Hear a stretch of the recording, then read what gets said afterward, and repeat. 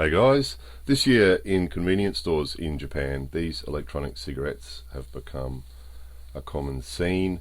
They were first released in Nagoya, Japan in 2014, and when we looked into it, we found that the first places Phillip Morris released these in the world was Nagoya, Japan and Milan, Italy.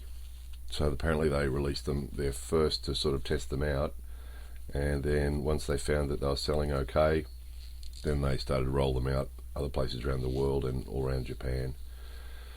So they're a little bit different from the normal vaping apparently. These ones actually require a small modified cigarette. So Phillip Morris also make a special little cigarette for them that doesn't have a filter in it, and they put a little short cigarette in there and it heats it to about 350 degrees, and then you draw the vapor from that. The more we looked into this, because we wanted to know a bit about it before we made the video, but it's just ridiculous. It's just ridiculous. It's not any less ridiculous than smoking. In fact, it seems to be more ridiculous, doesn't it?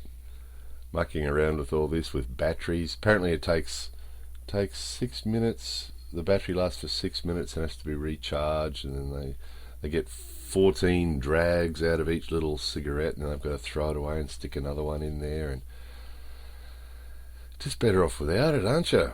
Really, it's just a silly thing, vaping. So anyway, it's here.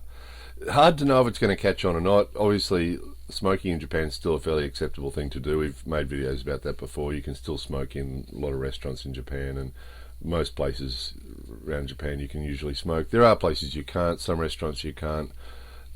Some restaurants have smoking areas and non-smoking areas. Places like Nagoya, you can't actually smoke in central Nagoya on the street. So that might be why they aimed it at Nagoya to start off with, because central Nagoya, you can't smoke on the street. But maybe you can use these silly things. Hard to know.